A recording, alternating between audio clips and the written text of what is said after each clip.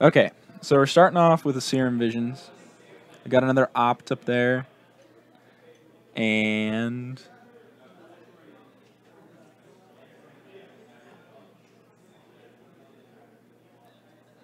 Okay. Got some... So I'm trying to figure out what Patrick is. I see a looting. He plays looting in his... Yeah, okay. He's got a gut shot, so... Yep, yeah, this is a Drake's Mirror. Yep. Okay. Wait, Paul, did you see a Delver? Who has a Delver? Oh, whoa. No, that's a thing in the ice. That's not a Delver.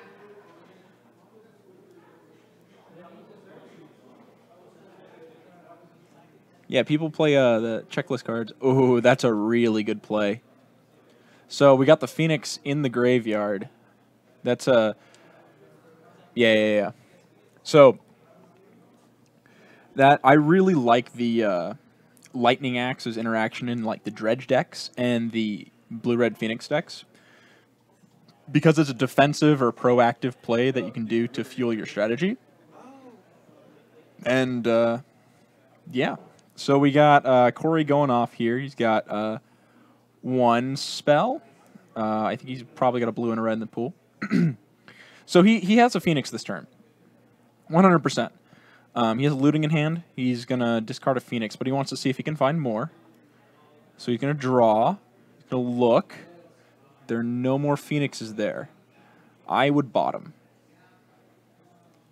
Yep. We're going to bottom here, and then we're going to cast a Faithless Looting. And let's see how nuts he's going to go. Nope, no more nuts. Just one Phoenix this turn. That's still really good. Paul has the... I mean, Paul, are you here? Nah, Patrick has two Drakes, Crackling Drakes in his hand, and one Drake and one Phoenix in the yard. But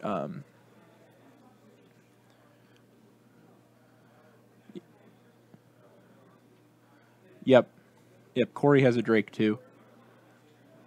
I'm not sure what the Mirror Breaker is here, but the fact that there's another Lightning Axe in Patrick's hand. Oh, and that's a Faithless... Oh, but he's not going to be able to cast it. Does he have a free spell in hand? He has a Gut Shot. Okay, so cool. So this turn we get to probably cast... Play... Oh, does he have a second land? Oh, I don't think he has another land. That's terrible. Oh, Patrick's in such a terrible position here. Yeah, that's really bad. Gets rid of the Gut Shot. I'm not oh, he does have another land.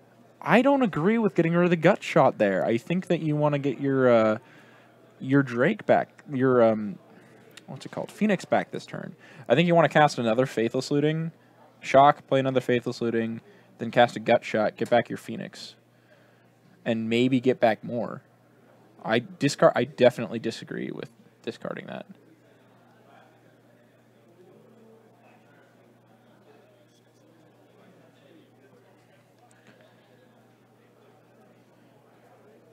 He does, yeah, he does have one for next turn. That is true. And I guess Patrick is low. That would be kind of bad to go that low.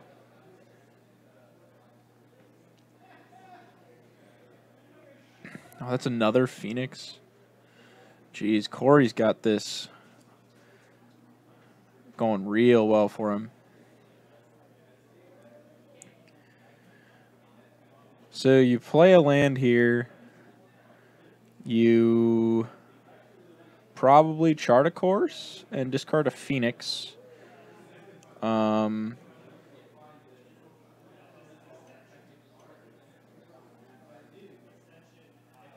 could opt. Yeah, that makes sense, I guess.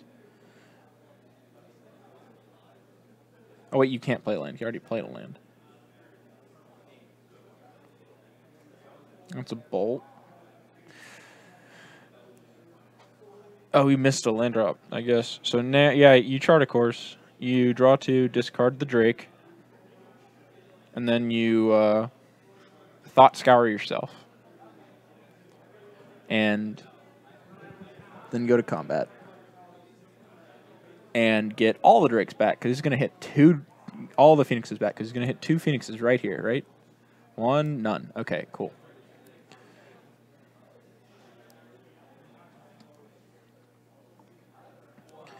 He's going to go down to 10.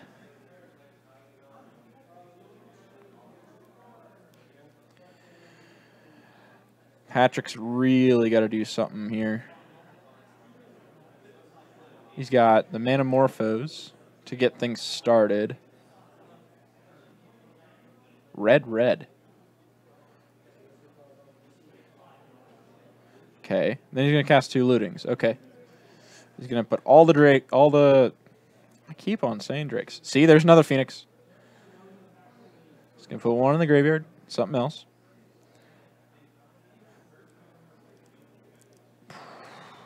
I would say you put the Phoenix and the big Drake in the graveyard.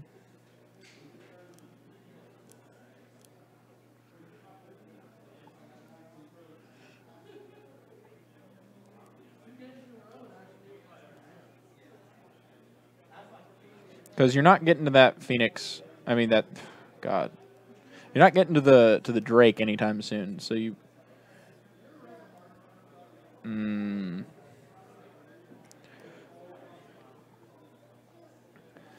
He gets another land, I guess.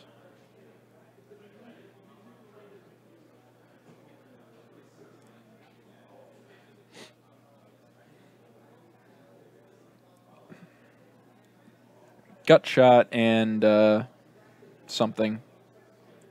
Probably the thing.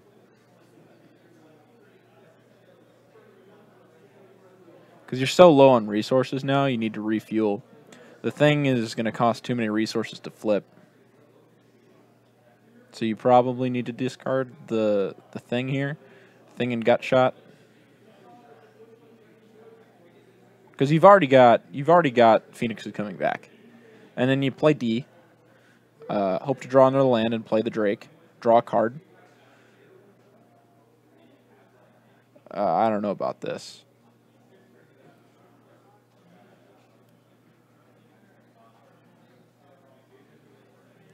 Maybe I don't know what I'm talking about, but I don't agree with that.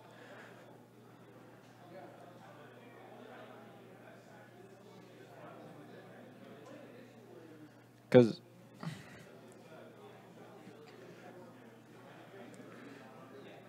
yeah, you can't attack here. Maybe you can attack with 1, but that just seems bad. Because you're losing the tempo race.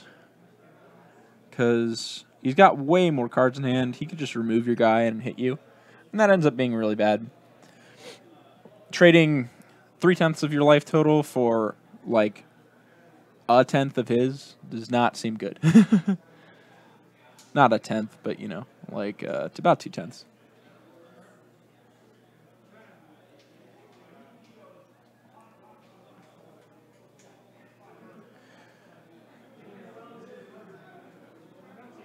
Yep, and then they trade. And you just put down the big boy. How big is he? 1, 2, 3. Can we get a count on how big the Drake is?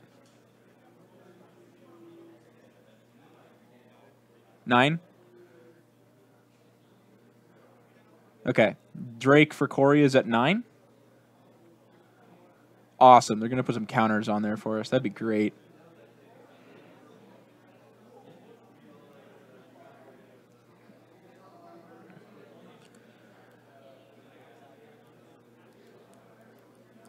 See, and yeah, then what's this thing going to do? This thing's not going to do anything.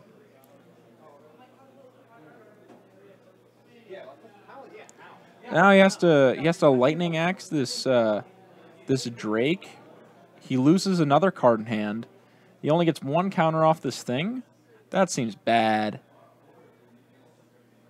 I really think, even though you didn't have the lands for it, like, you had the opportunity to, like, now you would be discarding the Drake because it's not a good card because you didn't draw your land.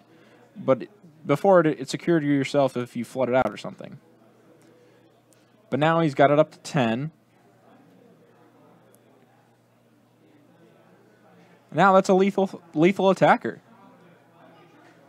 Now he has a blocker and a removal spell for it, but there's another one coming. Oh, he's not going to do it.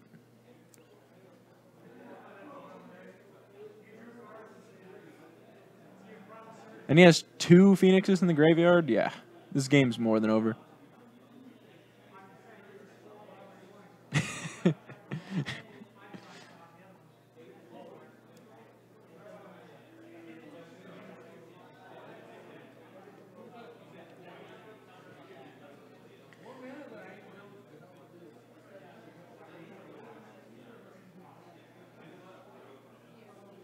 Just bolt his Phoenix.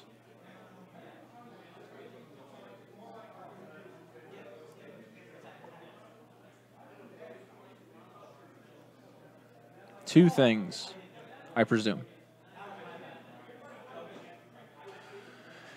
Kory has no more things in his deck. No more things will be played this... Kory can't play any more things. I guess this game's over. He can't play any more things.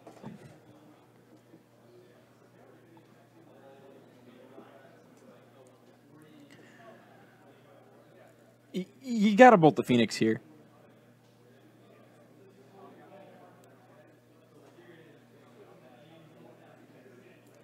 Yeah, because then you... Yeah. This puts pressure onto Patrick, obviously. Now he lightning axes the dude. Goes to 4.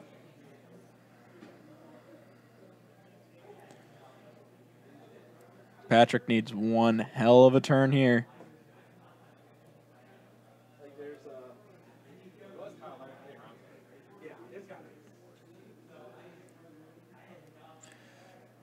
He could string together some stuff, and it'd be real good.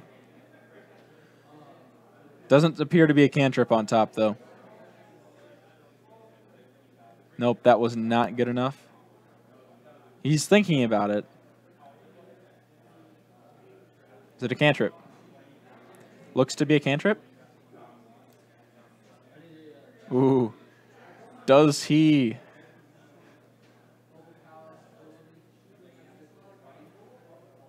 Is it a spell? Ah! Because if he would have flipped that, man, he would have put him to 1. That was a lot closer than I thought it'd be. That was a very good game.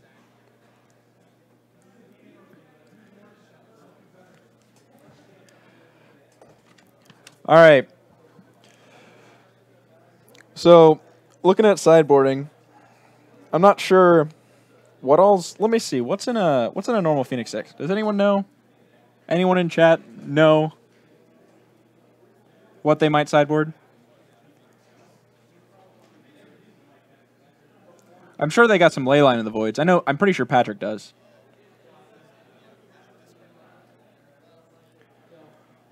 But also, what do we got right now? Now, for those of you that don't know, we're doing a giveaway. We're giving away 1 Core 2019 Crucible Worlds. But unfortunately, we can't just give it to you. You have to earn points. There's 25 points per ticket. 1 ticket gets you an entry. There's no max on how much you can put in terms of tickets. You can get tickets by following, by watching, just, you know the drill. You guys have heard this before. But this is going to end on Tuesday, January 8th at 10. And that's when we're going to be giving this thing away. Anyone can win. Who knows? If you want to know how much stuff you have, you can do !points to Yeah, affiliates are not allowed to win, unfortunately. You're going to do exclamation mark points to figure out how much points you have. You can do exclamation mark enter to enter. You can do that plus an X to determine more entries. And then you can do exclamation mark giveaways.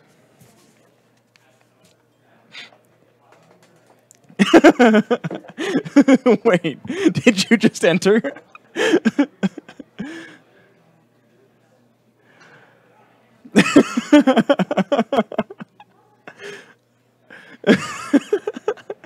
Justin, our stream runner, just entered with Top Deck Productions. Isn't that great?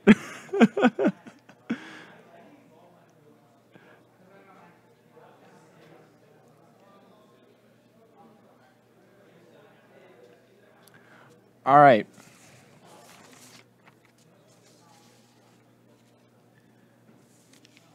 Also, we're doing a subscriber-only giveaway. You don't need any tickets for this. It's included for the Twitch Prime subscribers. It's based on the number of subscribers we get. At 30, get 1 UMA Back to Basics. At 40, there's 1 UMA Dark Depths. At 60, there's 1 foil Mana Vault. And that card is awesome. You can put that in your best commander deck. Or if you really want to play Vintage, you can play some Vintage with it. And the giveaway winner will be chosen on January 31st during our Thursday night Modern stream. You should tune in then. And of course, any of our affiliates unfortunately cannot win that, but anyone else in the world can.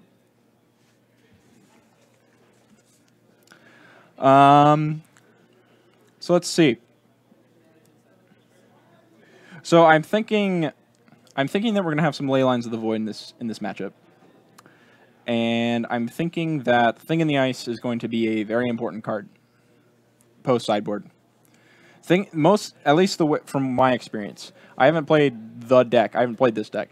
But when I play my mid-rangey decks, and I play Surgicals, and I play Graveyard Hate, the cards that I'm worried about are not the Phoenixes. I don't care. Cards I'm worried about are the Crackling Drakes and the Thing in the Ices. Because those are hard to kill with bolts and stuff like that. So, yes, we do drafts. We do drafts on Wednesdays. There is a standard draft on Wednesdays, and that pretty much always fires. And then there's drafts on Friday night, and they fire. But if you can get 8 people to sign up for whatever draft you want, they will fire it for you. I really like doing Chaos drafts. Chaos drafts are really fun.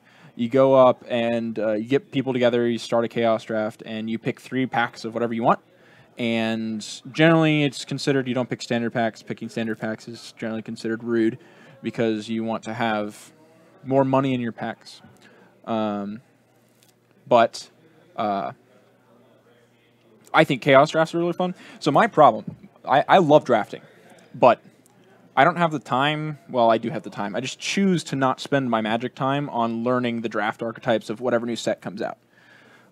So if you can get Chaos Draft together, no one knows what's good, and you got to judge cards based on what you see, and I love that. If you have never Chaos Drafted before, I really think you should.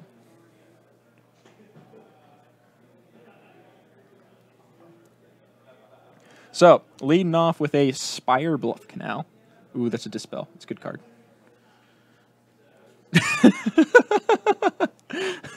Squadron Hawks. Yep. You know, Stoneforge Mystic. It's gonna get unbanned. Then we're gonna play some Squadron Hawks in Modern. I'm gonna do that. Yeah. I'm pretty sure we do it on Wednesdays. I don't generally come on Wednesdays, but I believe Wednesdays there is the whatever standard set is most recent. We do the standard draft.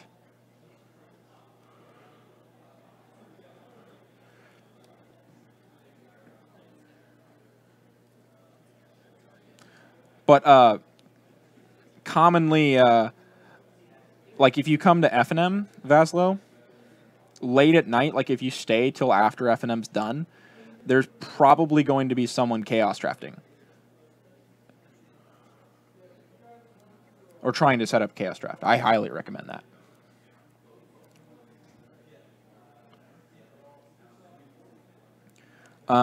Okay. So what did he do with the senior visions? I don't know. I'm not paying attention. I should pay attention to the game. That's kind of my job, right, guys? Okay. So got an opt.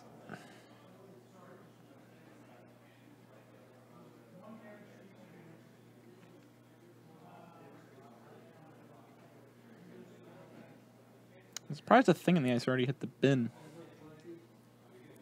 We got a looting. Got some lands. And get rid of a Phoenix. Yep.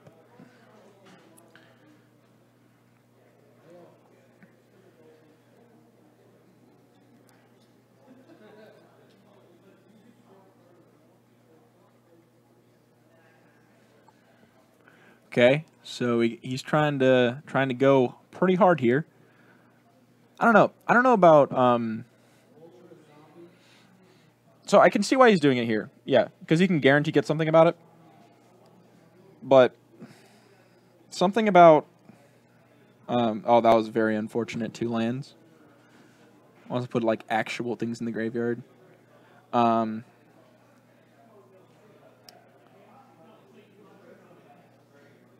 I like in these types of matchups trying to get big bursts of things to happen. I like answering every. I'm a mid-range player though. What I like answering everything that my opponent tries to do, and then responding with a big push. Like, sure, this is fine, and I guess it just kind of incidentally happens with the deck, which is why the deck's good. So I'm gonna eat my words on that. I'm just wrong.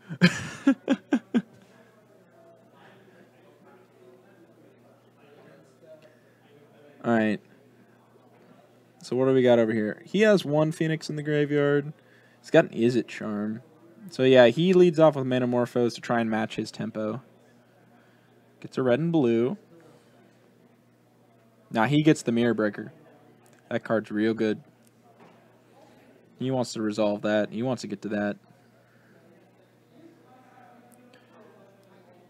2 damage. Oh, okay.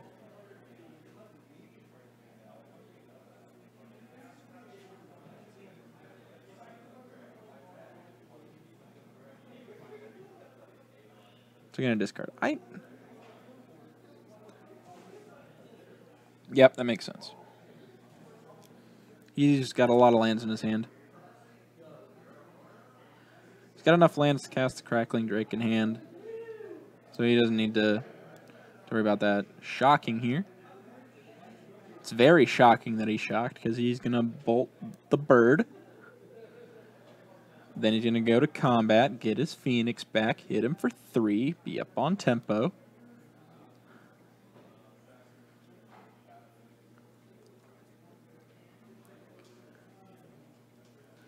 All right.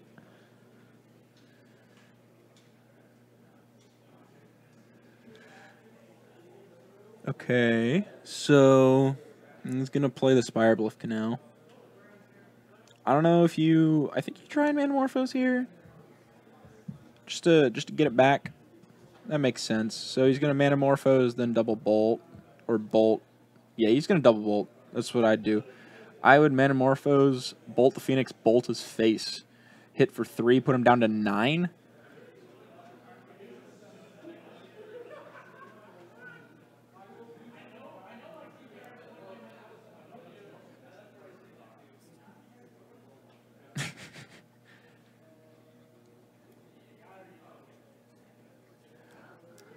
Ooh, okay.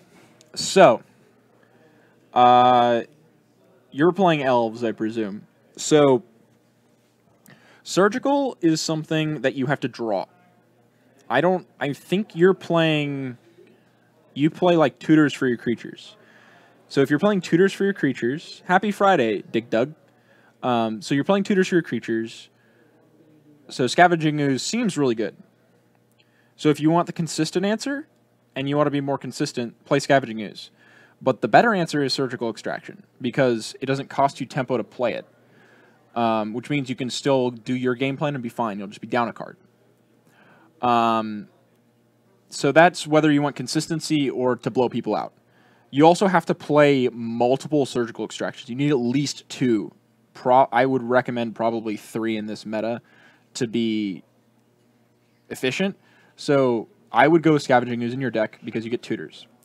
Stony Silence versus Fraction Gust is a very, very, very easy answer. I would definitely do Stony Silence in that. So I understand the fear with what's going on screen.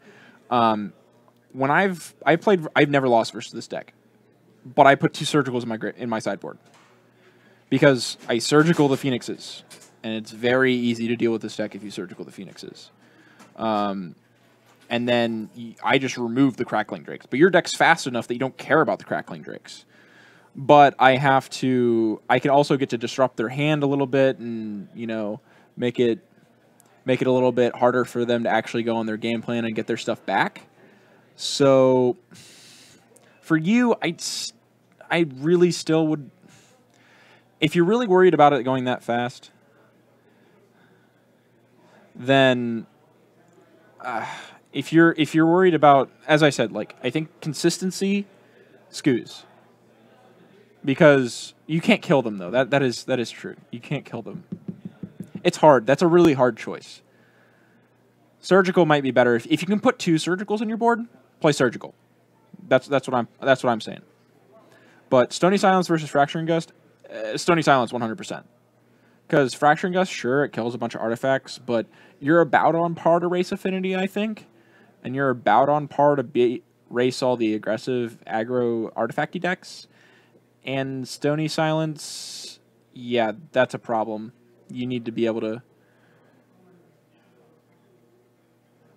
So, more than 2 Graveyard Hate pieces.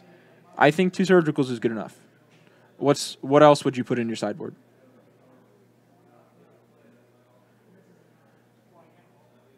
But Stony is the only thing that you can use to answer KCI. And Surgical also helps versus KCI. That's what I do for that.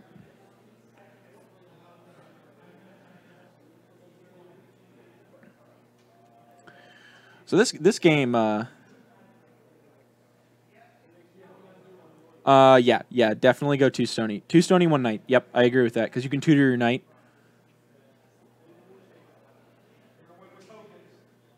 Definitely agree with that. Stony, in my opinion, if you can play Stony, you always play. Rip does help versus KCI, but Stony prevents them from getting the mana to kill your Stony a lot of the time. Like, Stony protects itself from their ability to kill it. Rip doesn't do that. And they can play around Rip. Like, you play Rip on turn 2, it's like, okay, I'm just going to not dump things in my graveyard. And then they go off in 1 turn. That's when you care about, you know, having all that stuff in your graveyard. But, sorry for everyone super interested in the game. I was talking about other stuff, but looks like we had Kory just have the better draws with this.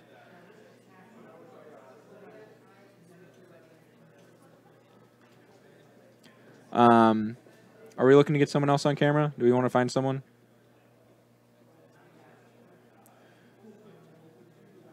Okay, we got our stream runner is going to go find someone to put on camera. No, Paul. It was a linear game. I'm sure it was linear. I did not mean to pick this matchup. This was probably not the most exciting thing to pick. Yeah, I would definitely go with the 2 Surgicals and the 2 Stonies and the 1 Knight. That seems correct.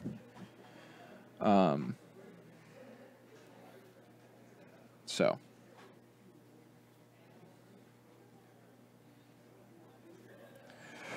Because I've played, so for instance, when I'm talking about sideboarding, in my Jeskai deck, I don't play any Graveyard Hate at all. So my Jeskai deck's weird, and I destroy Dredge, because Graveyard Hate, like, Rip is good, but it doesn't actually, people can play around it. And so there's levels of sideboarding, right? I'm sure you guys understand this. So the first thing the first thing that you have is like, okay, my opponent is Dredge. I need to answer the graveyard. So I bring in Graveyard Hate, right?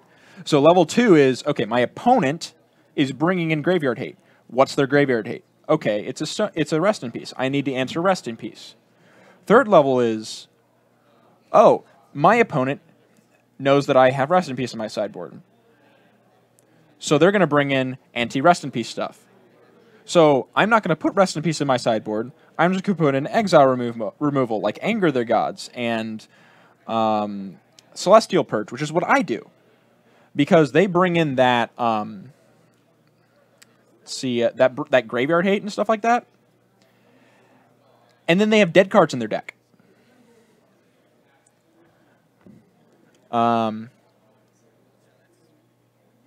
Right. That's a good point. Yeah, it's a little bit dark back here. Is there a... Do these lights turn on?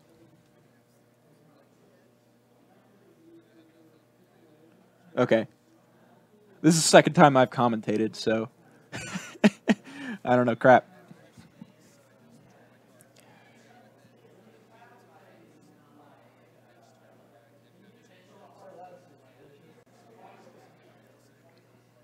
Elusive. Okay. Cool. I did not know. They're not where you think they'd be.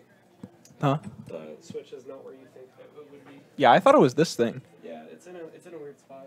Hmm. It took me like 10 minutes to find it the first time.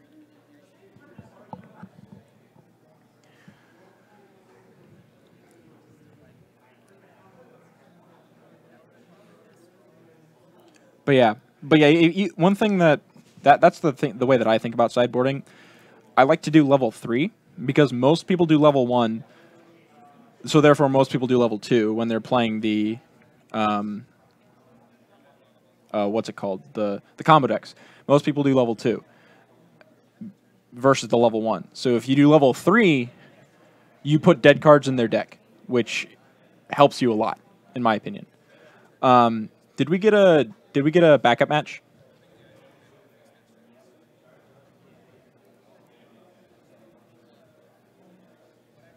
Okay.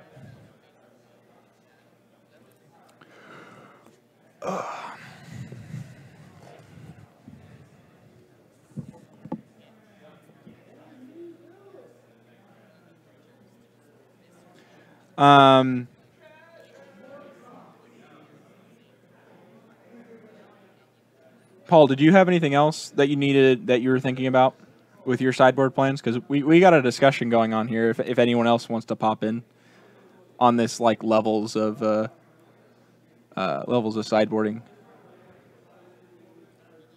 Okay, I got an interesting topic that I like talking about. One thing that I really like talking about is the difference between preparing for. I could show you. So there's a difference between preparing for a SCG versus preparing for your local game store, right? So one thing that I was having an argument, because I thought I was going to play tonight, but I was having an argument with in my deck that I was playing tonight is Green Black Rock. So the cards that I have in my sideboard for a mid-range matchup right now, I have 3 Fulminator Mages. I have a Damnation. I have a second Kalitas, a Maelstrom Pulse, Life from the Loam plus Raven's Crime, and a Nissa Vital Force. And those are all for mid-range. That's a lot of cards, right? But those cards have multiple uses in multiple matchups. So, like, I like to put dice on my cards and say, okay, I'm going to put, I'm going to bring in Fulminators versus this many matchups, and I'm going to bring in Nissa Vital Force versus this many matchups and whatnot. So, because these cards can all be so versatile, and I can find spots for all these, especially at this store. Because my point was, I have so many cards for mid-range because so many people play mid-range here. Or at least from my experience. Like you saw round 1, there were 2 like mid-rangey, grindy decks. And I'd even kind of call Phoenix like a combo-y mid-range deck, right? So if I have that many cards in my sideboard when I play at Swap, but let's say I go to an SEG, like a lot of people are preparing for this weekend. That's not something you want to do because most of the meta is probably not going to be what your store represents. What you want to do when you go to an SEG is you want to look at recent events and say, okay, so what deck was good last week? Okay, so that deck is going to be countered by the decks that people are going to play this week. Okay, so I need to have a deck that beats both of those decks. So you want to put your sideboard together like that. So let's say you have, and you use MTG Goldfish for stuff like that. So you go up and look. There's going to be like, let's say Dredge and Phoenixes did really, really well last week, right? So you say, okay, so first off, I need Graveyard Hate. So maybe I cut some of my Artifact Hate to put in Graveyard Hate because you go back and forth between those two things. And then what beats those two decks? Well, you have, I'm not sure, but I think Humans would probably be good versus those decks. Maybe Humans isn't good versus Dredge. But basically, you figure out what deck's good versus that deck, and you beat that deck. And MTG Goldfish puts up the the results of the recent tournaments and stuff like that. And yeah, you just kind of counter things that way. And that's how most people do really well. Like, I consider myself to be an okay Magic player, but I consider myself to be a very, very good metagamer compared to most players. Like, I make tons of mistakes, just like everyone else. But when I sit down and look at someone's sideboard, it's like, okay, why is this card in here? And they can't give me a reason. You know, that's really, really bad.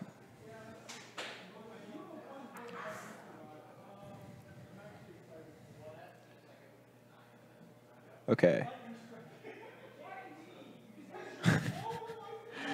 All I see when you said Shalai there, Paul, all I thought of was when you thought you had Shalai in your deck, and then you didn't.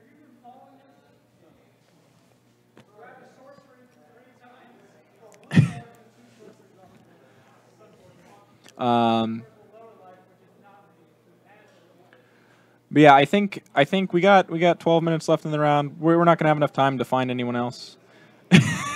Yeah, it was an honest mistake. It was an honest mistake. It's still a mistake, though. All right, but I think we're gonna go to replays now. We got 12 minutes left in the round, so we'll try and pick a good batch out for you next round. All right. See you guys in a bit. So, once again, playing around Shadow Echoes a little bit, but not playing with the Gaddock Teague.